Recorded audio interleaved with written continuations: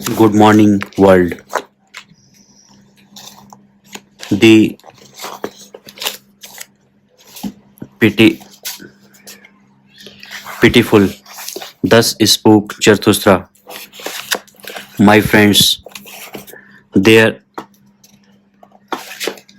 there has arisen a satire on your friend. Behold, Zarathustra walks he not amongst us as if amongst animals, but it is better said in this wise: the discerning one walks amongst men as amongst animals.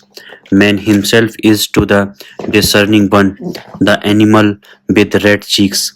How has that happened to him? Is it not because he has had to be ashamed or too oft? O my friends, thus speaks the discerning one. Shame, shame, shame, that is the history of men. And on that account does the noble one enjoin on himself not to abash backwardness? Does he enjoin himself in presence of all sufferers? I like them not, the merciful ones, whose bliss is in their pity. Too, too destitute are they of bashfulness. If I must be pitiful, I dislike to be called so, and if I be so, it is preferably at a distance.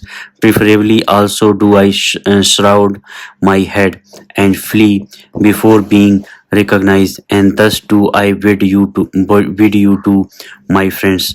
May my destiny ever lead unafflicted ones like you across my path, and those with whom I may have hope and repast and honey in common.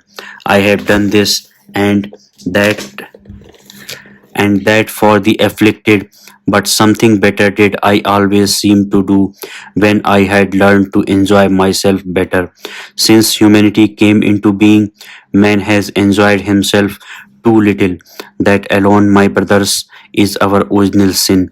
And when we learn better to enjoy ourselves, then do we unlearn best to give pain to others and to contrive pain. Therefore do I wash the hand and therefore do I wash the hand that has helped the sufferer. Therefore do I pipe also my soul. For in seeing the sufferer suffering thereof was I ashamed on account of his shame, and in helping him sorely did I wound his pride. Great obligations do not make grateful but revengeful, and when a small kindness is not forgotten, it becomes a gnawing born.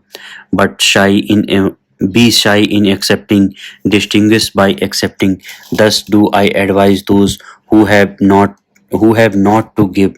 I how however am a giver. Willingly do I give as friend to friends. Strangers, however, and the poor may pluck for themselves the fruit from my tree. Thus does it cause less shame. Beggars, however, one should entirely do away with. It annoys one to give to them, and it annoys one not to give to them.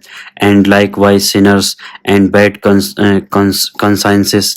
Believe me, my friends, the sting of conscience teaches one to sting. The worst things, however, are the petty thoughts.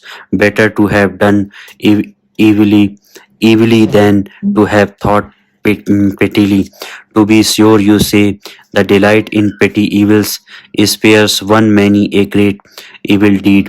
But here one should not wish to be sparing. Like a boil in the evil deed, it itches and irritates and breaks forth. It speaks honorably. Behold, I am disease, says the evil deed. That is its honorableness. But like infection is the pity thought. It creeps and hides and wants to be nowhere until the whole body is decayed and withered by the petty infection. To him, however, who is possessed of a devil, I would whisper this word in the ear: better for you to rear up your devil. Even for you, there is still a path to greatness.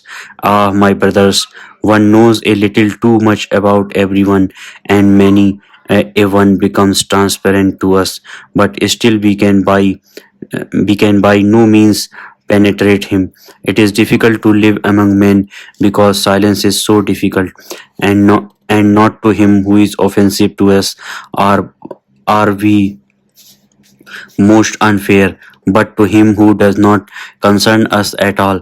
If, however, you have a suffering friend, then be a resting place for his suffering, like a hard bed, however, a camp bed. Thus will you serve him best. And if a friend does you wrong, then say, I forgive you what you have done to me, that you have done it to yourself. However, how could I forgive that?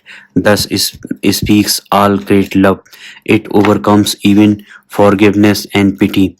One should hold fast one's heart, for when one lost it go, how quickly does one does one's head run away.